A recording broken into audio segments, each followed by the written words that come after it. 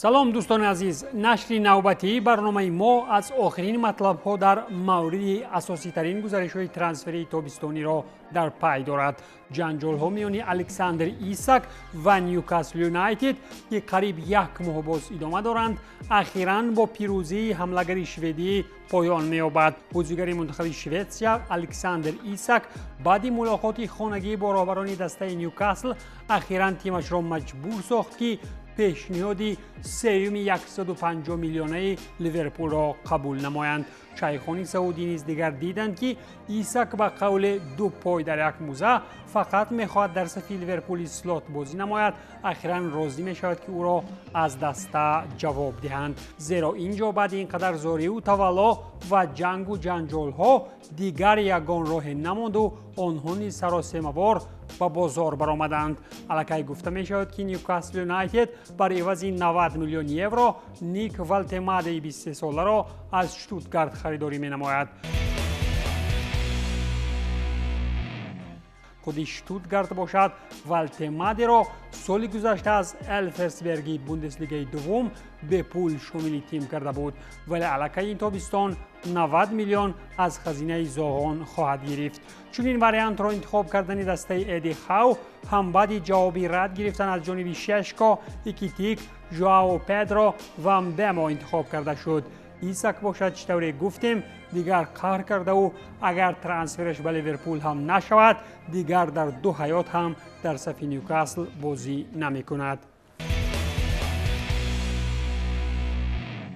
як гузариши дигари фавриву аз ночории дигар ин албатта ки рафтани Алехандро Гарначо ба тими лондонии Челси бар эвази 40 миллион фунт мебошад. дар ин бора аллакай худи Фабрицио Романо хабар додаву Гарначо ҳам аз зумраи бозигароне гардид ки чеҳраву рафтораш ба Амарим дар МЮ куллан писанд наомад. хусусан баъди оне ки Гарначо як маротиб Амаримро ба қавли ду гапи хунук гуфта буд, сармураббии МЮ ҳамчун рафтори марбут ба як қатор раисон аргентиниро аз қатор берун кард, вале худи сармураббии МЮро низ баъди бохти тимаш аз намояндаи дивизиони чорум бо номи Гримсби дар ҷоми Лигаи Англия ба зудӣ тақдири талхи бекорӣ дар ин ҷавонӣ интизор аст. Гарначо бошад метавонад бо дили беғам ба сафи пулдорон пайваста аз ин пас гапу корҳоро бо собиқ шогирди Гвардиола дуруст намояд.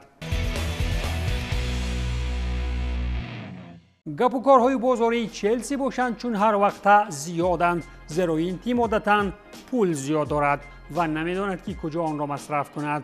вале ин маврид мо андаке дар бораи фурӯхтанҳои тими собиқи Роман Абрамович суҳбат хоҳем кард. Челси Ренату Вейгеро бар эвази 29 миллион евро ба Вильяреал фурӯхт. он ҷо бо ӯ субмаринаи зард шартномаи муҳлаташ то соли 32 имзо кард. бозигари 22 сола баъди омаданаш аз Базел дар нимаи дуюми мавсими қаблӣ аз бисёрии бозигарони лондонӣ он ҷо худро наёфту баъди иҷора қарор кард ки аз миёни тӯдаи бозигарони лондонӣ ҳарчи тезтару барвақттар фирор намояд. як бозигари дигаре ки ин тобистон аз Челси Лондон рафт, ин Карни Чуквумека аст ки бо арзиши 25 миллион евро ҷамъи иловапулиҳо дар Боруссияи Дортмунд ҷояшро пайдо кард. шартномаи ин бозигари аллакай собиқи Челси бо замбурҳо то соли 30 буда, ӯ дар Сигнал Идуна Парк аз моҳи феврал дар иҷора буд. ин нафар аслан бозигарест ки ҳанӯз моҳи августи соли 22 бар эвази 20 миллион фунт ба Лондон омад, зеро дигар дар сафи Астон Вилла бозӣ кардан нахост. вале ин тобистон Челси бо рисол карданаш ба Олмон дар умум 5 миллион дар қиёс ба маблағи харидориаш ба каф карду дигар он гурӯҳи зиёди бозигаронашро тариқи қиматфурӯшӣ ба ҳар ҷо равон кардан мегирад. як нафари дигаре ки ин ҳафта тариқи хатсайри Лондон Дортмунд чиптаи сафар харид, Арон Анселмино аст ки тариқи иҷора ба Боруссия рафт. ин бозигари мунтахаби ҷавонони Аргентина Челсиро ба муҳлати иҷораи яксола бо чемпионати Олмон иваз карду баъди касби таҷрибаи ҳарчи бештар дар сатҳи баланд дубора ба Лондон метавонад баргардад. Арон аслан рӯзи 8 августи соли 24 аз Бока Хуниорс ба Челси ба нархи 17 миллион омад, و باقی مانده موسم 24-25 را در تیم وطنی گذرانیده بود. تا حال انسلمینو تنها یک بازی در صف چلسی گذرانید و آن هم فینال چمپیونات باشگاهی جهان بود، جایی که لندنی ها پاریژیان را از تخت شادی فرآوردند. ارسنال باشد چند پیش برای عوض 60.7 میلیون پوند استرلینگ بریچی ایلز را از پیش دروازه های ورزشگاه تاتنهام هاتسپور برگردانید و برایش رقم 10 هم تقدیم کرد. حمله‌ور کناری از تیم کریستال پالاس باید که به صف تاتنهام می‌پیوست، ولی در آخرین فرصت‌های حل شدن کار همه را در آنجا ناامید کرد و با امید رسیدن به جایزه‌ها به صف دسته ارتتا پیوست. شرطنامه کاری میان باشگاه و سابق دستپرور این تیم مهلت 4 ساله را تشکیل داده. ایلز در راه چمپیون شوی به ارسنال باید که سخت یاردم کند. خود ارسنال این تابستان در ترانسفرها علاکه 267 میلیون پوند مصرف نموده. هر موسم مثل روشن کلوب فقط یک هدف دارد و آن هم قهرمانی است، ولی قهرمان چطوری میبینیم دسته های دیگر میشوند. در فوتبال اسپانیا رئال مادرید از پیروهای ترانسفری چلسی میگذرد، یا که به قول دیگر نفران علاقه نادرکار شده را به هایستگی به سمت دیگر گسیل میکند. اینجا گپ سری سابق دفاعگر رئال مادرید لوکاس واسکس میرود که با شرطنامه 2 ساله به صف بایر پیوست. تیم آلمانی در مورد آمدن دفاعگر 34 ساله به تیم رسما اعلان نموده. اگر فراموش نکرده باشید همین واسکس بود که با رئال مادرید 23 جایزه تاری سر برداشته است، ولی جالبش این است که مگر با بایر تنهاگ اقلا نیم جایزه میگرفته باشد.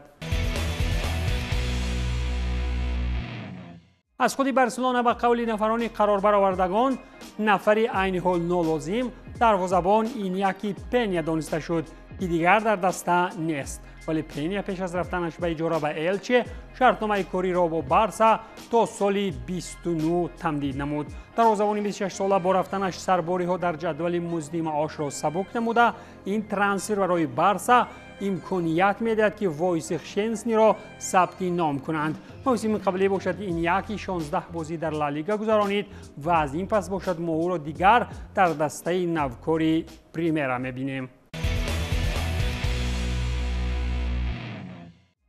مسافه از اسپانیا به ایتالیا آنقدر دور نیست و همگی 1976 کیلومتر را تشکیل میدهد. برای ادامه سخنسری فوتبال ایتالیا از دو ترانسفر نوبتی اینتر میلان خواهیم گفت. اینتر کریستیان اسلانی را به اجاره با امکان خریداری روان کرد و اگر نیمه‌نگری 23 ساله آلبانی در تورین خود را تا آخر موسم خوب نشان دهد، پس با ارزش 12 میلیون یورو خریداری کرده می شود. نفر کمکی برای عوض 1.5 میلیون یورو به اجاره به تورینو رفت. موسم قبلی در 22 بازی 2 گل و 2 ارسال گلی با آمار گرفت. دسته مهدی تارمی ایرانی باشد همچنین بر عوض 25 میلیون یورو نیمه‌نهایی لانس و منتخب فرانسه U21 اندی دیوف را خریداری نمود. در این باره ژورنالیست دیگری چکان ایتالیایی جانلوکا دی مارسیو خبر میدهد موسم قبلی لیگ یکم دیوف در مسیر 34 بازی با 1 گل و 2 ارسال گلی از میدان بیرون شد. خلاصه گپ در مورد این ترانسفر این که اینتر بعد شرمنده شوی با مسافیدان در فینال قبلی لیگ چمپیون ها اکنون به پرگی دقت ها را به سمت جوانان کردن است. دو گپ دیگری علاوه از فوتبال فرانسوی آن است که باشگاه آوازه‌دار مارسل بر عوض 19.5 میلیون یورو جاناتان راو را به بالونیا فروخت. این کار هم بعد آن اتفاق افتاد که راو با هم دستش ادریان رابیو دست به گریبان شد و اکنون دست دیگری را هم باید از ویلادروم دور کند. راو موسم قبلی صاحب آمار 3 گل و 3 ارسال گلی در 28 بازی لیگ اول گردید و رابیو باشد ممکن که بعد سخنانی تهدیدآمیز قهرمان مادرش عموما فروخته نشود. از جانب دیگر اگر از روی چینک محلگرایی در اروپا حرف زنیم ممکن فرانسوی ها همشهری خود را ناوابسته از جنجال ها خپ و دم بخشیده توانند. گپی دیگری مربوط به ترانسفرها در فرانسه این است که این اجاره میلیونومی رناتو سانچز پرتغالی از PSG است. این مورد پرتغالی ستاره‌شو از یورو 2016 را به جای دیگر نو به خود چمپیونات یونان روان کردند. سانچش را دسته پاناتینایکوس راضی شد که یک موسم 1 دهان نان دهد و در صف خویش جای کند. 2 مراتبه اول اجاره سانچش باشد بر روم و بنفیکای وطنی بود که در هر دو موردها او عموما همشهری ارزنده رونالدو بودنش را اثبات کرده نتوانست. اکنون باشد وقتی آن رسید که از یونان به ملک ترکان برویم. آنجا در سوپرلیگ ترکیه قهرمانی فعلی با نام گالاتاسرای از موناکو بر عوض بیش از 30 میلیون یورو دفاعگر منتخب کات دیوار ویلفرید سینگو را خریداری کرد. او در تیم نوش سالانه 14.8 میلیون یورو معاش گرفته. اکنون میتوان گفت که در دهه دوردست افریقایی این نفر 24 ساله پس از گرفتن این پول نان فراوان می شود. دسته دیگری مدام شتابان و صندوق قهرمانان با نام فنربخچه باشد کلاً تقدیر تلخی دارد. ولی اول بیایید از ترانسفرها شروع میکنیم. فنربخچه آن وقت از خود ژوزه ادسون آلوارز را از وست هم یونایتد با ارزش 2 میلیون یورو و امکان خریداری 22 میلیونه به اجاره گرفت، ولی به لیگ چمپیون ها چون موسم پیشین با ژوزه مورینیو برآمده نتوانست. نیمه‌نهایی‌گر 27 ساله اگر در ترکیه سالیانی بعدی میماند، ولی خود ژوزه باشد بعد باخت تیمش از بنفیکا الکی به فکرم به خانه‌اش رسید. نفر دیگری از وظیفه سبکدوش شده در تیم استانبولی اول گونر سولشر گردید که صفی بشکتاش را ترک نمود. نروژی 52 ساله باشد بعد باخت از لازانه در میدان خود تیمش را به لیگ کنفرانسیا برآوردن نتوانست. اینجا تنها همین را میتوان گفت که منچستر یونایتد یک طرف تبهی مخلصانش را جزیر کرده و مربیان سابق آن در سیمای ژوزه و اوله از طرف دیگر کارها را به 0 برابر کردند. این بود پایان برنامه ترانسفر در عمل. تنسیت و پولدار باشید.